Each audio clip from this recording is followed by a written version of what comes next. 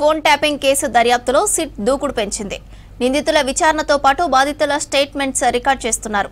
తవ్వే కొద్దీ సంచలన విషయాలు వెలుగులోకి వస్తున్నాయి. మావోయిస్టు సానుభూతి పరుల సాకు చూపించి కాంగ్రెస్ బీజేపీలకు చెందిన ముఖ్య నేతల సంభాషణలు విన్నారని బాధితులు చెబుతున్నారు.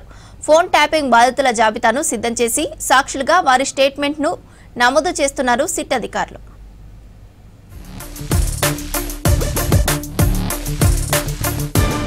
ఫోన్ ట్యాపింగ్ కేసులో ప్రభాకర్ రావును 8 గంటలు విచారించింది సిట్.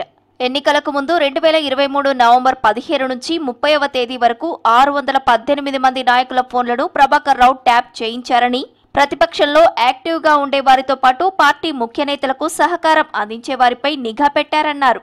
ఎన్నికలకు ముందు నుంచి ఎన్నికలు ముగిసేదాకా సుమారు 4200 మంది ఫోన్లను ప్రభాకర్ రావు ట్యాప్ చేయించినట్టు అనుమానిస్తున్నారు సిట్ అధికారులు.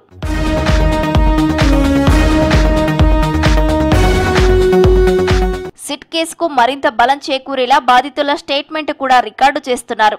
అందుకు అనుగుణంగా 618 మందితో బాధితుల జాబితా తయారు చేసింది. ఫోన్ ట్యాపింగ్ బాధితులకు సమాచారం ఇచ్చి సాక్షులుగా వాంగ్మూలం ఇవ్వాలంటూ కోరింది.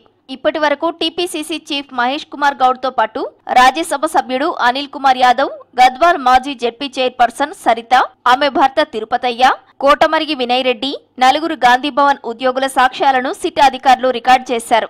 ఎలక్షన్ ముందు 15 రోజులు తనని వేధించారని తెలిపారు వినయ్ రెడ్డి. ఫోన్ ట్యాపింగ్ తో ఎన్నికల్లో కాంగ్రెస్ కు సీట్లు తక్కువ వచ్చాయన్నారు. బీఆర్ఎస్ గవర్నమెంట్ లాస్ట్ టైం మీరు చూస్తే కంప్లీట్ గా వ్యవస్థల్ని ఎట్ట వాళ్ళ సెల్ఫ్ ఇంట్రెస్ట్ కోసం వాడుకున్నారో మీరు చూడటం జరిగింది. ఈరోజు దగ్గర 4000 మందిని ట్యాప్ చేయడం జరిగింది. దాంట్లో 650 మంది కాంగ్రెస్ లీడర్స్ని ట్యాప్ చేయడం జరిగింది. దాంట్లో నేను కూడా ఒకడిని. నన్ను వేధించారు ఆల్మోస్ట్ 15 రోజులు. ఎస్ఓటీ వాళ్ళు నన్ను ఫాలో చేసి నన్ను ఏం యాక్టివిటీ చేయకుండా పార్టీ యాక్టివిటీస్ మరి చాలా విచ్చలవిడిగా ఈ ఆఫీసర్స్ని వాడుకోవడం జరిగింది. ఇది చాలా అన్యాయము.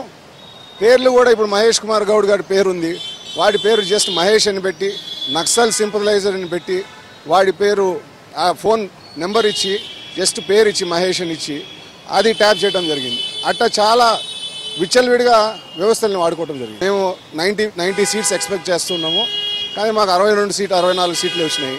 సో డెఫినెట్గా కొద్ది గొప్ప ఎఫెక్ట్ పడి ఉంటుంది. 90 సీట్స్ రావాల్సిన దగ్గర 60 సీట్స్ వచ్చినాయంటే 30 సీట్లు తగ్గినట్టే కదా.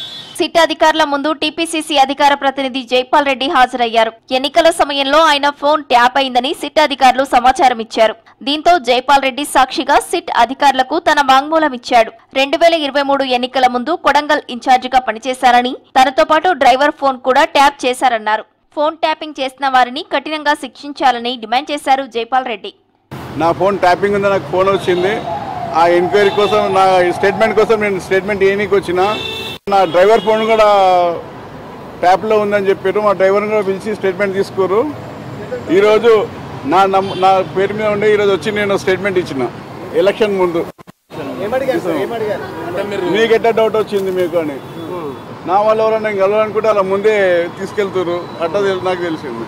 కొడంగల్ ఇన్ఛార్జ్ చేశారా లేకపోతే కొడంగల్ ఎలక్షన్ ఇన్ఛార్జ్గా చేసాను నేను. ఫోన్ ట్యాప్ చేసి నా వ్యక్తిగత స్వేచ్ఛని వాళ్ళని వాళ్ళకి ఏదైతే చర్యలు తీసుకోవాలి వాళ్ళ మీద.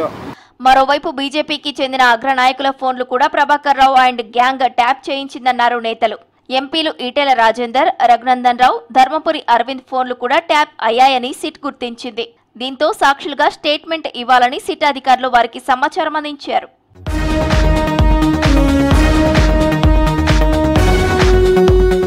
బాధితుల స్టేట్మెంట్ ను రికార్డు చేస్తున్నారు సిట్ అధికారులు. ప్రభాకర్ రావుతో పాటు మిగిలిన నిందితులను కలిపి విచారించడానికి సిద్ధమవుతున్నారు.